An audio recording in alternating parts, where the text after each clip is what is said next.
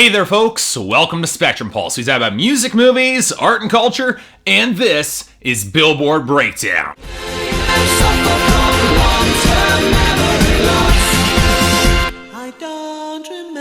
Now this is one of the more deceptive weeks for the Hot 100. Not that it was a bad or a good week, we will get to that, but from first glance, not a lot seemed to really change or evolve. I mean, the top 10 barely seemed to shift at all, and we only have 7 songs, new or returning to talk about, only 5 new songs. But look a little bit deeper and you'll start to see a fair amount of traffic lower in the charts. Some of it that I expected, but a fair bit that actually did manage to surprise me. But before that, let's start with the area that saw the least amount of change. The top 10. Unsurprisingly, Uptown Funk by Mark Ronson and Bruno Mars easily holds sway at the top thanks to huge airplay gains and absolutely dominating sales and streaming. In an easy second place, Thinking Out Loud by Ed Sheeran is holding on to second across the board. In other words, pretty much the same as last week. And with neither song showing signs of slowing down, this will probably continue. Where things start to get a little bit more interesting is with Hozier's Take Me to Church at number 3, which has started to slow a little bit in sales and seem to be coming close to peaking in airplay. It's got a solid enough hold against Taylor Swift's Blank Space though, which is holding on mostly thanks to YouTube and established airplay, but it has peaked there, and the sales weren't stellar this week. And now the next 4 songs owe their increased position more to the losses of the song that was originally ahead of them more than anything else. Well, okay, let's be fair here. Sugar by Maroon 5 might be the exception with the strong sales and streaming and slowly starting to pick up airplay, but Lips Are Moving by Meghan Trainor is holding steady, mostly based on YouTube and airplay as sales and streaming get shakier and shakier. And I'm Not the Only One by Sam Smith and Jealous by Nick Jonas, they're losing airplay, streams, and sales pretty quickly. They only gain positions because Taylor Swift's Shake It Off seems to have finally lost its second win, and it's finally going into that nosedive, propped up most on YouTube and whatever airplay it's got left. Now rounding out the top 10, we've got Centuries by Fall Out Boy, which I get the feeling it's only holding onto its slot because of consistency pretty much across the board, not because of any great gains that it might get. Sometimes though, to get in the top 10, it's enough. Now let's talk about our dropouts and losers, where things are getting more interesting. As expected, the exits of Black Widow by Iggy Azalea featuring Rita Ora and Don't Tell 'Em by Jeremiah featuring YG. That's just a remnants of 2014 getting flushed away, along with Calvin Harris's collaboration with John Newman called Blame. Hell, you can make the case for Steal My Girl by One Direction and Iggy Azalea's Beg For It dropping to 99 and 83 respectively. Same sort of thing. But really, if you want to see the big drops, you need to look at country music because 4 songs took major hits this week from that genre alone. Some are naturally fading of the song running their course. Perfect Storm by Brad Paisley went to 93 and Shotgun Rider by Tim McGraw dropping to 74, prime evidence of all of that. But the losses for Kenny Chesney's Till It's Gone and Something in the Water by Carrie Underwood dropping to 86 and 55 respectively, those did surprise me a little more, mostly because there isn't much coming up on the country charts to really replace them, and I honestly thought Carrie Underwood might have some more staying power with that song. And outside of country, Earned It by The Weeknd dropped to 38. It confused me too. Sure, all the gains last week are from the video, and I figured the drop this week would be a little bit more or mild than it is because it's clear the hype from 50 Shades of Grey hasn't died yet, and Ellie Goulding's song Love Me Like You Do for that movie gained a lot more this week, almost in the top 10. Now the last 2 losers, Waves by Mr. Probs and The Hangin' Tree by Jennifer Lawrence from Mockingjay, they don't so much surprise me that they're dropping, but that they were hits in the first place. Now granted, they did have some real variety to the charts that I did appreciate, and I hold that as a sleeper hit, Waves is actually pretty damn good, but still, it just kind of confused me a little bit here. And then we get to our gains. It looks as if the charts are trying desperately to plug the holes in the top 10 they will know will be coming in the next future weeks, especially with the rising success of Time of Our Lives by Pitbull and Neo surging up to 11, and the massive jump for Rihanna, Kanye West, and Paul McCartney's 4-5 Seconds to number 15, almost entirely based on sales, because it's not like you're finding that song anywhere on YouTube. Ahem. It's a similar case, I reckon, for Truffle Butter by Nicki Minaj, Drake, and Lil Wayne. Even despite the bewildering strength of Only, which is just crap, Nicki's other singles simply haven't taken off in the same way, not like this. More bizarre are some of the other gains. I mean, She Knows by Neo and Juicy J going to 25. That makes sense. He dropped an album that nobody seems to care about or have requested that I cover whatsoever. And Kelly Clarkson's Heartbeat song, some of that is just priming up for the video, which actually just dropped, and the effects of that will be coming up fairly soon. But Trap Queen by Fetty Wap somehow rising to 72. Somebody by Natalie LaRose featuring Jeremiah going to 76. Dangerous by David Guetta featuring Sam Martin somehow getting a second win and rising to 87. All these don't seem to make a lot of sense to me, as Dangerous had lost all its momentum. Trap Queen is patently ridiculous, and it really is only here because of YouTube and going viral, and somebody left so little of an impression on me that I can barely remember it,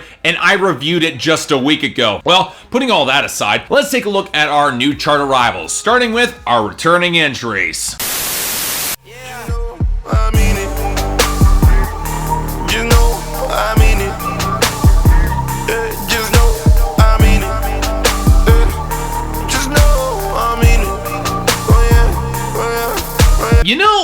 At this point, I think the song is just destined to fade on and off of the charts whenever there's space, really, because it's not doing a lot else and it only gets worse every single time I hear it, unfortunately. Next. Hello, my only one, just like the morning sun, you keep on rising till the sky knows your name. Hello, my only one, remember who you are.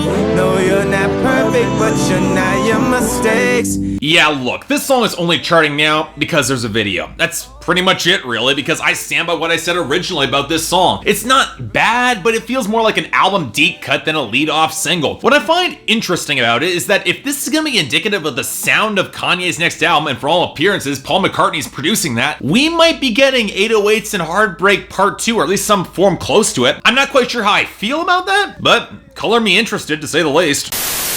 Now, those were our few returning entries. Now into the new arrivals, starting with number 96, I Bet by Ciara. Someone else, somebody better than you. I bet you start needing me soon as you see me with someone else, somebody other than you.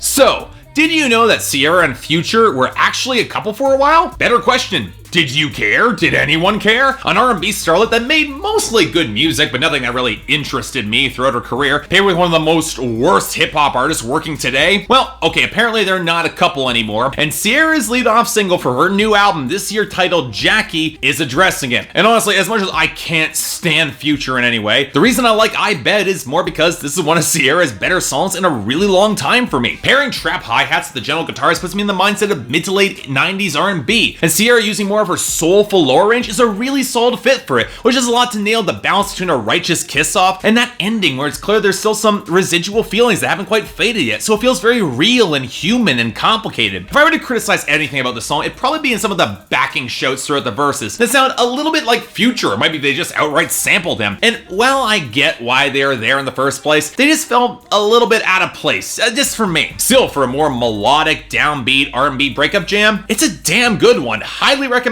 Number 95, Talking Body by Tove. You got a perfect one, so put it on me. Swear it won't take you long if you love me right. We fuck for life, on and on and on. Well, okay, it would have been my choice for a single to follow Habits Stay High, but really the charts are better with more Tove Lo, at least in my opinion, and Talking Body, pretty solid song. I can't say I'm a huge fan of the elongated syllables in the chorus. That synth on the second verse near the background is not exactly one I like, and there really is too much reverb on anything, but I really dig this song regardless. Tove Lo's got a lot of charisma and personality, and while I'm not quite sure sultry is in her wheelhouse, I'd argue the song isn't quite supposed to be sexy so much as it is Tove Lo using that sexual connection as therapeutic. Plus, the percussion progression over the chorus is surprisingly propulsive, and while it's not as good as Time Bomb or Not on Drugs, for a simple pop song, it works. I'll take it. Number 92, Chains by Nick Jonas. You got me in chains for your love, but I wouldn't change. No, I wouldn't change this love. Okay, look. I didn't review Nick Jonas's self-titled album mostly because I have been underwhelmed by everything Jonas Brothers related since the mid-2000s. I didn't like him then, and considering how much I can't stand Jealous, I had no reason to check out this album whatsoever. Well, the odd thing is that Chains sounds nothing like Jealous. Now, I'm half convinced that this song is charting because of, you all guessed it, 50 Shades of Grey. And you know what the funny thing is that of the songs peripherally related to it that aren't a Beyonce re-release, this is probably the best of those songs. Now, I'm not saying that it's a great track. Nick Jonas's attempts to mimic Justin Timberlake in the style of Sexy Back really isn't all that convincing, and the lyrics do feel a little bit underwritten and honestly a little bit cliched for this style of song, but there's a fair bit to like about it in the instrumentation and production. The faded strumming, the pseudo-gothic swell of the backing synth, the eerie backing vocals, and the roiling swell of the beat, more varied percussion, and production that's on the upper end for pop music all contribute to a track that's certainly better than what I would usually expect from Nick Jonas, what I was expecting going into it. I'm not gonna call it a great song or say it makes me a fan of him, but I've definitely heard worse, so yeah, the song's fine enough, I'll take it. Number 81, Budapest by George Ezra. Golden grand piano, my beauty focused EOU. Ooh, you, ooh, I'd leave it all. Well, it took you long enough. Like Ella Henderson, George Ezra has been a thing in the UK for months now before ever touching the American Hot 100, following in the wake of the blues rock, folk rock revival over there that kinda fizzled out in the US 2 years ago. And George Ezra knows his stuff too, which helps, going beyond obvious Dylan influences to very early folk and blues acts like Lead Belly and Howlin' Wolf. And while he doesn't quite have the raw power of an act like, say, Hosier, or maybe even Ed Sheeran's cover of Make It Rain, which has really grown on me, his thicker baritone does have a weathered dignity to it that I do appreciate.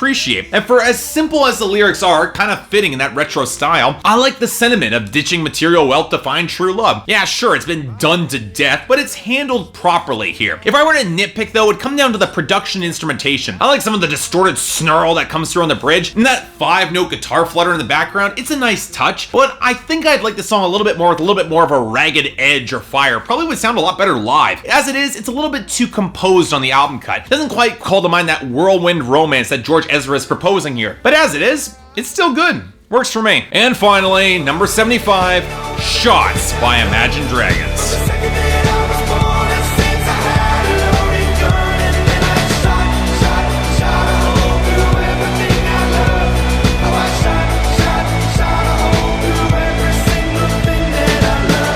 Okay, for all of those of you who keep on asking in the comments, yes, I'm going to be reviewing Smoke and Mirrors by Imagine Dragons. Hell, I like Imagine Dragons. It's not like anything else is dropping in February. Of course I'll be covering them. That said, I didn't really like I Bet My Life, and seeing that they were going to be opening their new album with a song called Shots that put me more in the mind of LMFAO and Lil Jon, it didn't exactly enthuse me. But okay, how's the song? Well, you know how I've said in the past that Dan Reynolds' vocals remind me a lot of Bono? Here, they prove it, because this song is early 90s U2, from the guitar flutter to the more textured percussion, to Dan Reynolds embracing his higher register and his falsetto. The biggest difference here is in the synthesizers, but honestly, they fit, adding a certain rubbery, elastic punch to the song that I really liked. And hell, the lyrics feel very U2 as well. Broadly sketched, very well framed, mournful at the breakup caused by his own failures and screw-ups, and yet sincere enough to crave for it to return. They really do work. They have that emotional impact. I do wish Dan Reynolds had delivered a little bit more of his raw edge to this song, but you know what, that's the same thing I'd say about U2 from the early 90s, so go figure. In other words, I really hope this charts and does well, because with U2 operating at half strength in 2014 off of their last album, Songs of Innocence, we could definitely do with more rock in this vein on the pop charts. And you know what? The song is pretty damn great all the same. Definitely recommended. So as I said, it's a bit of a deceptive week, but overall, pretty damn good one, because there's not a new song that dropped this week that I don't like in some way,